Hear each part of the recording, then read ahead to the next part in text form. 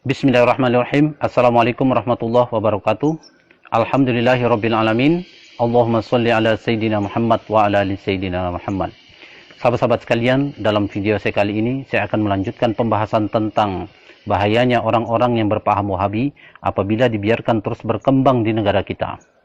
Adapun bahayanya itu, diantaranya yang pertama, kita dididik untuk menjauhkan diri dari golongan Ahlus Sunnah wal Jamaah. Kemudian yang kedua, kita dididik untuk tidak menghormati orang lain yang tidak sepaham dengan mereka. Yang ketiga, kita dididik untuk terbiasa melihat aib dan keburukan orang lain. Yang keempat, kita dididik untuk tidak menghormati dan memuliakan para habaib. Yang kelima, kita dididik untuk menjauhkan diri dari para ulama tasawuf dan ma'rifatullah. Sahabat-sahabat sekalian, baiklah kita akan bahas satu persatu apa maksudnya dari bahaya-bahayanya itu. Bahaya yang pertama adalah kita dididik untuk menjauhkan diri dari golongan Ahlus Sunnah wal Jamaah. Menjauhkan diri bukan berarti menjauhkan diri dari ulamanya, ustadz-ustadznya, tapi menjauhkan diri juga dari buku-buku mereka. Salah satu contoh buku itu adalah buku yang berjudul Kunci Ibadah, di mana buku ini sangat banyak dan mudah kita dapatkan di toko-toko buku dan di pasar-pasar. Mereka sangat meremehkan buku ini dan melarang pengikutnya untuk membacanya. Tanpa kita sadari, kita dalam masalah kecil seperti ini, kita telah dijauhkan dari para ulama Ahlus Sunnah wal Jamaah. Jika kita dan anak-anak keturunan kita sudah masuk dalam paham mereka, maka pasti kita akan jauh ketinggalan dalam ilmu agama. Jika sejak kecil anak-anak kita sudah masuk dalam paham itu, pasti mereka akan takut membaca buku-buku orang-orang Ahlus Sunnah wal Jamaah. Seperti buku-buku yang berisikan doa-doa. Saking takutnya mereka terhadap sesuatu yang bid'ah, sampai-sampai banyak di antara mereka yang tidak hafal doa selamat. Kenapa? Karena mereka anggap bentuk dan susunan doa selamat yang kita baca selama ini pun mereka anggap bid'ah. Kalau Anda tidak percaya dengan apa yang saya sampaikan, silakan Anda coba pengikutnya itu satu persatu. Silakan dites. Pasti banyak di antara mereka yang tidak hafal doa selamat. Kecuali jika mereka pernah menjadi pengikut Ahlus Sunnah wal Jamaah. Itulah bahaya yang pertama. Kemudian bahaya yang kedua, kita dididik untuk tidak menghormati orang lain yang tidak sepaham dengan mereka, meskipun itu orang tua kandung sendiri. Jadi jangan heran jika ada anak kita yang masih kecil, yang masih SD, sudah berani memprotes orang tua, berani memprotes para ulama Ahlus Sunnah wal Jamaah. Tanpa kita sadari sebenarnya mereka telah merusak otak anak-anak kita. Karena belum waktunya mereka diajak untuk memikirkan masalah khilafiyah ini bid'ah dan itu bid'ah.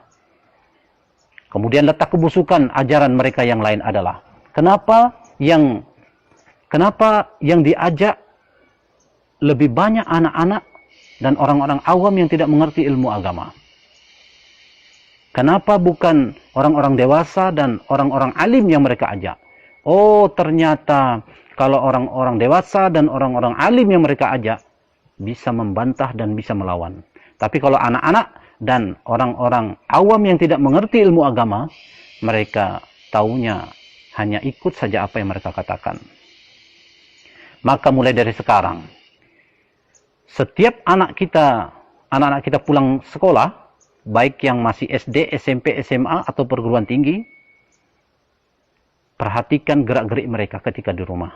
Jangan-jangan mereka sudah dimasuki ajaran-ajaran sesat dari guru-guru mereka yang berpaham Wahabi. Jika sudah ada tanda-tanda kesesatan itu, maka cepatlah laporkan kepada kepala sekolahnya, agar ditindaklanjuti oleh kepala sekolahnya. Jika kepala sekolahnya cuek, atau mungkin takut, atau mungkin juga sudah terpengaruh oleh ajaran-ajaran mereka, maka laporkan kepada tokoh-tokoh agama setempat. Tapi jika tokoh-tokoh agama setempat juga cuek, atau mungkin takut, atau mungkin juga sudah terpengaruh oleh ajaran-ajaran mereka, maka coba Anda laporkan kepada mantan Wahabi.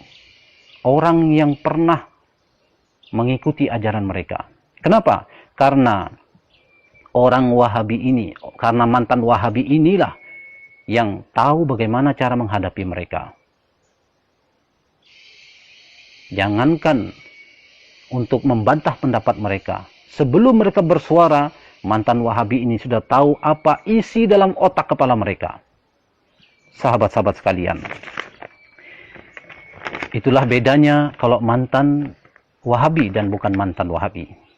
Kemudian bahaya yang ketiga, yaitu adalah kita dididik untuk terbiasa melihat keburukan orang lain, meskipun mulut mereka tidak menyalahkan perbuatan orang-orang Ahlussunnah wal Jamaah secara langsung, tapi sebenarnya hati dan pikiran mereka selalu menghujat, menghina, dan menyalahkan perbuatan orang-orang Ahlussunnah wal Jamaah. Jadi dalam diam hati dan pikiran mereka telah dididik untuk sibuk melihat aib dan keburukan orang lain, tapi lupa melihat aib dan keburukan diri mereka sendiri. Setiap gerak-gerik mereka dalam kehidupan ini selalu dihinggapi perasaan takut berbuat sesuatu, karena menurut mereka di zaman ini sudah terlalu banyak perbuatan-perbuatan bid'ah. Sahabat-sahabat sekalian, kemudian bahaya yang keempat adalah kita dididik untuk tidak menghormati dan memuliakan para habaib zuriat Rasulullah SAW. Meskipun mulut mereka mengatakan cinta kepada Nabi, tapi coba perhatikan perilaku mereka saat bertemu dengan para habaib. Perhatikan tatapan mata mereka, perhatikan raut wajah mereka yang penuh dengan kebencian dan kesombongan terhadap para habaib. Mengapa mereka membenci para habaib? Karena mereka anggap para habaib ini adalah ahlul bid'ah, atau orang yang gemar berbuat bid'ah. Saya tidak percaya kalau orang-orang Wahabi ini mencintai Nabi.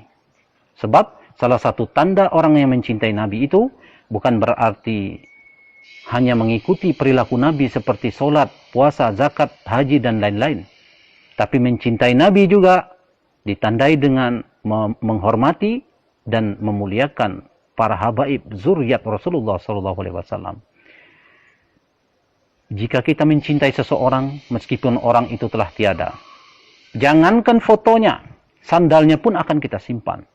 Dan ini terbukti sampai saat ini, sandalnya Nabi itu masih tersimpan rapi. Itu sandalnya Nabi, benda mati, masih dihormati orang. Seharusnya, apalagi para habaib, anak cucu keturunannya yang mengalir darahnya di dalam tubuh mereka. Sahabat-sahabat sekalian, makanya saya tidak percaya bahwa orang-orang Wahabi itu mencintai Nabi. Kemudian bahaya mereka yang kelima, kita dididik untuk menjauhkan diri dari para ulama tasawuf dan ma'rifatullah. Mereka menghujat dan menyesatkan orang-orang tasawuf dan ma'rifatullah. Dan mereka mengatakan bahwa ilmu tasawuf itu bid'ah. Kenapa mereka mengatakan ilmu tasawuf itu bid'ah? Oh, ternyata ilmu tasawuf itulah yang dapat membongkar kebusukan-kebusukan hati mereka. Makanya mereka tidak suka dengan ilmu tasawuf itu. Apalagi di dalam ilmu tasawuf itu, kita dididik untuk berani jujur melihat jenis-jenis penyakit hati dan bagaimana cara mengobatinya. Sahabat-sahabat sekalian, jika kita sudah terjebak dalam paham itu, kemudian berniat ingin keluar dari paham itu atau ingin hijrah, maka itu sangat sulit dan sangatlah berat. Tapi tahukah Anda bagaimana cara mudah untuk bisa keluar dari paham itu? Cara mudahnya adalah dengan mempelajari ilmu tasawuf. Carilah orang-orang yang benar-benar ahli dalam ilmu tasawuf. Pelajarilah ilmu tasawuf dengan benar. Pelajarilah ilmu tasawuf dengan sabar. Pelajarilah ilmu tasawuf dengan sungguh-sungguh. Dalam ilmu tasawuf itu, salah satu manfaat kita mempelajari ilmu tasawuf itu adalah kita akan tahu betapa berharganya waktu.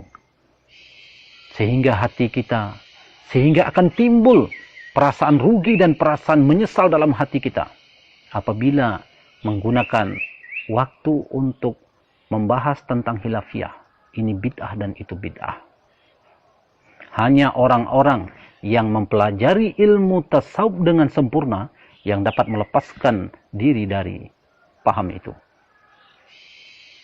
Sebab ada juga orang yang bisa keluar dari paham itu, tapi hati mereka masih bercampur dengan keraguan-raguan. Jika mereka beralasan dan menganggap bahwa belajar ilmu tasawuf itu hanya dapat membuat orang atau pengikutnya meninggalkan syariat, maka itu salah besar. Kenapa?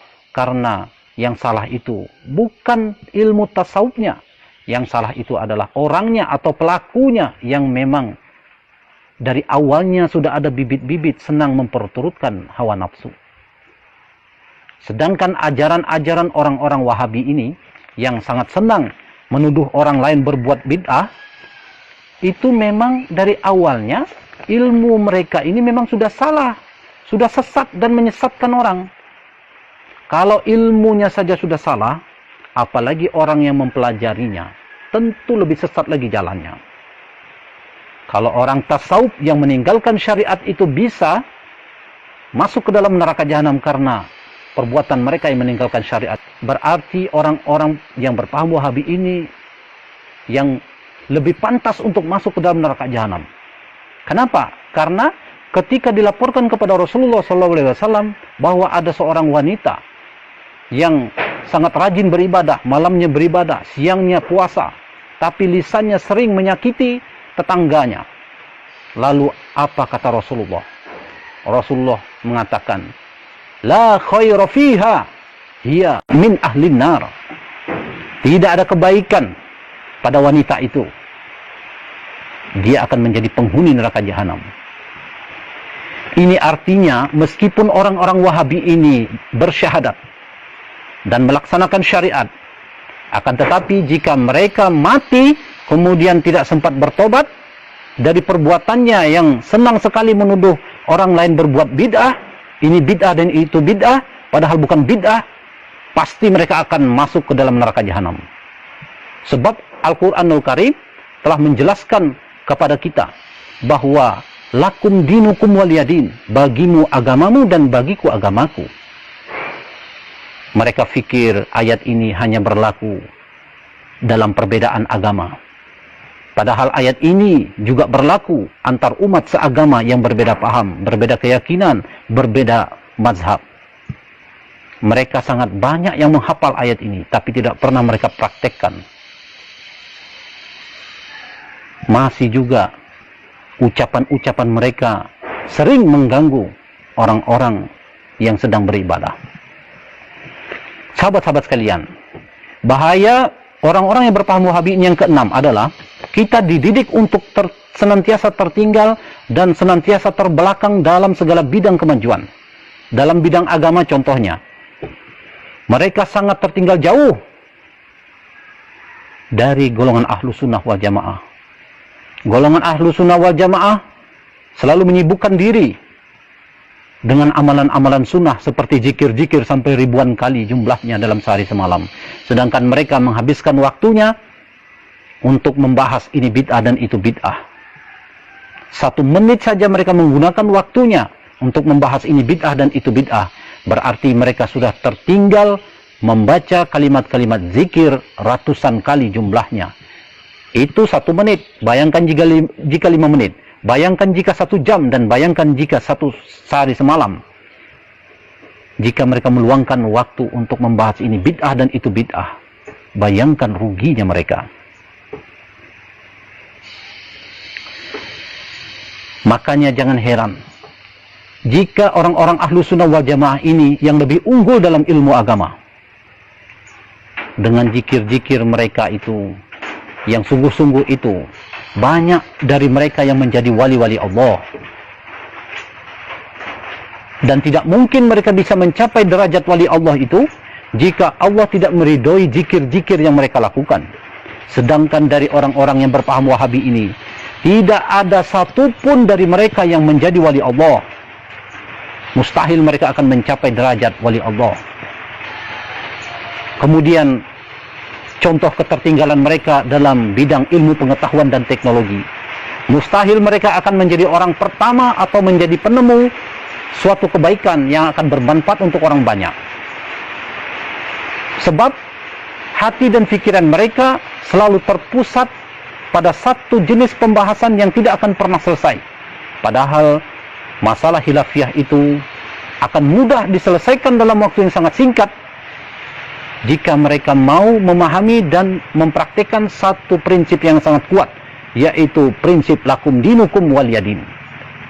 Sahabat-sahabat sekalian, di saat suasana hati dan suasana pikiran mereka seperti ini, tanpa ada rasa malu, mereka mau menganggap bahwa diri mereka atau golongan mereka lah ahlu sunnah wal jamaah. Padahal mereka adalah golongan yang sangat tertipu dengan perasaannya. Saking hebatnya tingkat ketertipuan mereka, sampai-sampai membuat mereka tidak sadar bahwa hati mereka dipenuhi kotoran-kotoran dan penyakit-penyakit hati, sehingga mereka tidak dibimbing oleh Allah untuk bisa melihat kebenaran. Sahabat-sahabat sekalian, itulah beberapa bahayanya apabila paham Wahabi ini kita biarkan terus berkembang di negara kita. Maka dari itu kita harus berjuang, bangkit, melawan penyebaran paham mereka. Karena mereka inilah sebenar-benarnya penghambat kemajuan bangsa, baik dalam bidang agama maupun dalam bidang ilmu pengetahuan dan teknologi. Sahabat-sahabat sekalian, saya rasa apa yang telah saya sampaikan tentang bahayanya sudah cukup jelas untuk kita semua dan menjadi pelajaran bagi kita semua agar kita selalu waspada dan menjaga anggota keluarga kita dari penyebaran paham mereka. Dalam kesempatan ini juga saya ingin mengucapkan rasa syukur saya dan terima kasih saya kepada seluruh sahabat yang telah mendukung video-video saya. Jika Anda merasa video ini bermanfaat untuk umat, maka jangan lupa tekan tombol subscribe, like, dan share. Demikian, Assalamualaikum warahmatullahi wabarakatuh.